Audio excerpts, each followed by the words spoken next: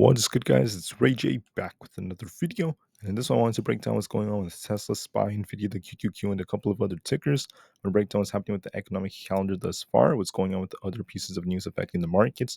What you should be watching for is we're seeing a very, very parabolic move for SPY and other tickers in the markets, and we're seeing the market push very nicely. Before I break anything down all this information, before I get into any more details, let me just mention a couple of things. I am firstly not a financial planner. Take nothing I say as financial advice. And don't forget about the Weeble link. The offer ends very soon. If you deposit $500, you're guaranteed 20 free stocks. Put in $25,000 or more, and you're guaranteed 75 free stocks. Anyways, looking at SPY, this thing is breaking all-time highs again. It's absolutely parabolic. It could continue to push even higher. And thus far, I'm going to be very careful with it because we're at new territory. We've never seen SPY this high before. And we're going to be watching some key resistance levels. I'm going to break down these levels in just a couple of minutes. Let's first talk about the economic calendar and the news affecting the markets. So, initial jobless claims came out lower than expected as the labor sector is showing some strength. 15 minutes after the market opens, make sure you watch the PMI report that's coming out. That's going to be important for the services and manufacturing sectors of the economy. Watch it very carefully. We'll see what this causes for SPY. Then at 10 o'clock a.m., we have existing home sales coming out, and then Jefferson from the Fed giving a speech, and more Fed speakers to end the day with very minor light data. So the main piece of data is out with initial jobless claims and SPY still holding up. Just wait for one more main piece of data at 9:45 a.m. 15 minutes after opening, we'll see what that causes. For a couple of news affecting the market, we can see right here, Nvda is pumping. It's absolutely exploding, and this has helped the S&P 500 and Nasdaq make a full recovery and start pushing and pushing and pushing very, very, very nicely. Now, on top of this, there's also some news coming out with Nvda beating estimates and posting 265% increases in revenue. That is still affecting the market right now. And I just want to remind you all that Nvidia is a monster and it could affect the market for today and even for tomorrow. It's so strong and it's so parabolic, and you can see the effect it's having on this entire market. Now, on top of this, we're seeing some talk about the Federal Reserve suggested in their last meeting that they don't want to move too fast to cut interest rates. At the same time, they did warn us about some downside risks when it comes to them keeping rates higher for longer.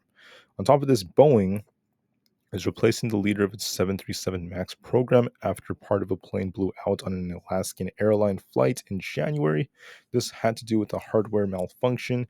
That's something worth noting. They're doing what's necessary to help improve their company, improve their planes in every way, shape, and form possible.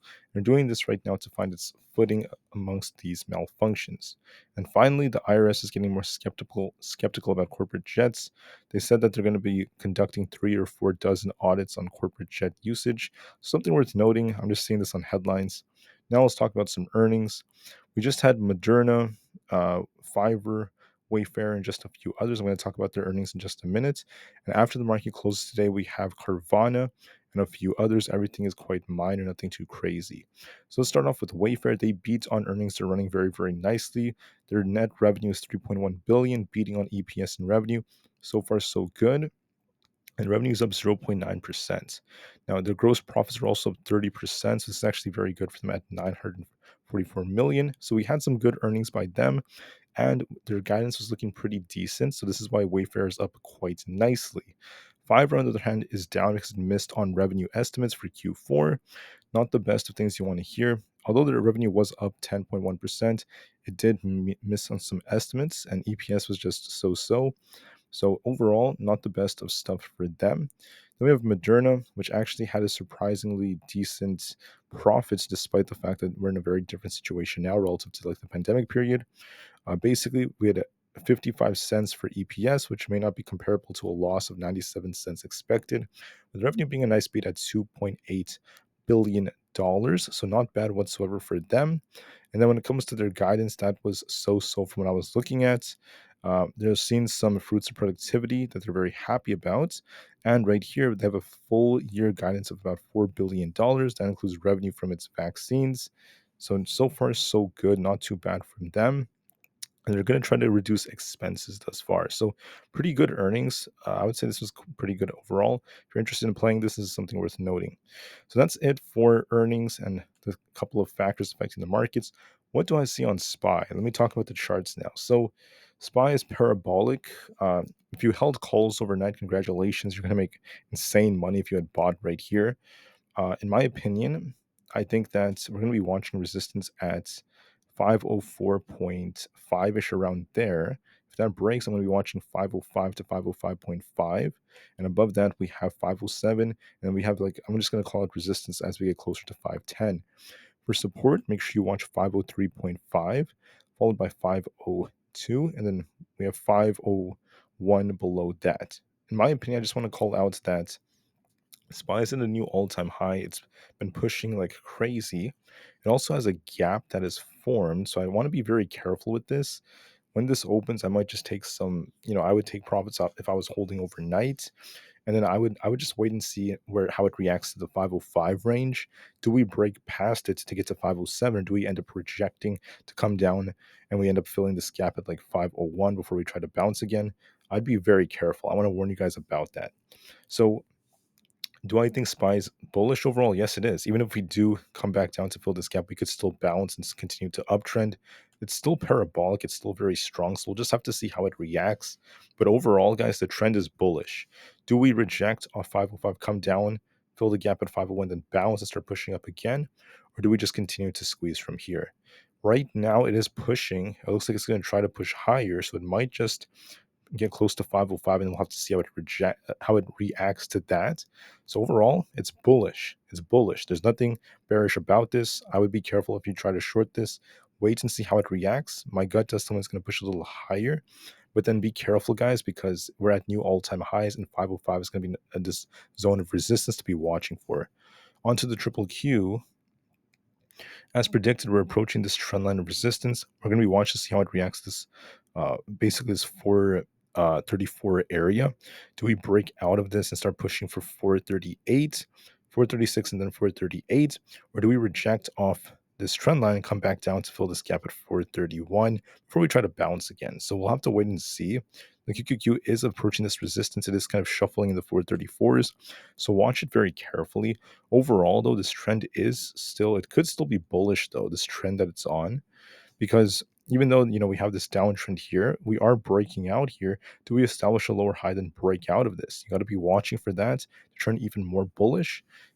Right now, it is uptrending, at least for like the super immediate trend, because we started from this low, we got this nice push up. We should establish a higher low here and start trying to push up again. So watch for that. Now, the much bigger trend is still a little bearish. Unless we break this resistance, we could turn. So watch it very carefully right there. We're shuffling at 434. Do we reject and come back down to 432 and then eventually the 431s and bounce? Or do we keep pushing to break this resistance to 436 and eventually 438? It is shuffling for now at this resistance, so we'll just have to wait and see. Either way, it could push higher, so watch for it. We might get a push up when we open, so it's going to likely try to test this trend line. And we'll see what happens after that. Just be a little bit patient and see. But we're at resistance, and we'll see if the QQQ could break this. We're already gapping up, so be careful. I'll watch it carefully nonetheless. How about Nvda? How is Nvda doing? Let's double check this. Well, guys, Nvda has broken the all-time high yet again. If I were to look at this chart, I would think that it might come down a little bit to fill this gap, then bounce again and just continue to kind of range trade up here. We got a new all-time high on Nvidia. It's still on an uptrend though. Why is it on an uptrend? Because we grabbed liquidity here, we pushed up, and now we could just come down and continue this uptrend for the time being. So Nvidia is still looking quite strong, and we managed to break all-time highs. We just hit 775 on this thing, which is absolutely wild. In my opinion, I think that we're going to be watching support right here at 750. If we lose 750 on Nvidia, we could come down a little bit to fill this gap close to about 736, then bounce back up into the 740s. But if we fail, if we don't break below 750, we could just continue to shuffle right here in this liquidity zone up here to about 762. So we'll have to wait and see. I do think it's going to come down, fill this gap a bit, then bounce. So watch for that very carefully. So far, so good by Nvidia, showing some nice strength. On top of that, we have Tesla stock. Tesla's looking pretty good in my opinion. Now, right now, I just want to call out that Tesla has this uptrend because we essentially are trying to break out of this bull flag that formed on the chart, and we're showing good life right now. I'm going to be watching this support right over here to see how well Tesla could hold this, and can we continue to hold above this trend line. So, in my opinion, with this potential breakout that's pending, watch and see if Tesla could hold 195. If we fail to hold this, we return to 192.5. If we do hold this trend line and 195, we could be pushing for 198, 200, and 202 to higher levels. It's starting to uptrend right here. Right? We had this new low here. We uptrended, came down, uptrended, came down. It's showing life. So there's a good chance Tesla may attempt to break out, but watch it carefully. We need to see it hold support. It is showing some strength. So I want to admit that it's showing strength. It's holding up nicely, and SPY and these other things can actually help it to run. It could be a late runner. Sometimes that happens to stocks. So watch and see if we hold 195. As long as we hold it, I expect it to push closer to 200 plus as long as we hold above 195. If we fail to do so, watch it reverse. But for now, it's showing strength. And finally, for Apple stock, in my video from yesterday, I said I expect 183.5. That's exactly where Apple is. If we break out of this and continue to hold above this, watch 184.25, then the 185.5 range, then 186.5. For support, make sure you watch 182.5, 181.36, and 180. This looks like a nice accumulation. It looks to me like it might retrace a bit and then start pushing up to 185 soon, or it could just go up to 185 from here. Looks bullish. I do have a target of 185. So far, so good from Apple. Anyways, that's it for the video, guys. The market looks bullish, very, very strong, but make sure you watch resistance just to be safe for some tickers like SPY and the QQQ. And be very patient. Let's see how we can break resistance. We're still on a very nice uptrend. Don't turn too bearish or too bullish yet. Just wait and see what the chart does when we open, and then we'll see how it goes. The market is on an uptrend, right? But wait and see how we react to resistance just to be safe. Okay, so thank you for listening. Have a great day. I'll see you guys very soon on the next one, and peace out.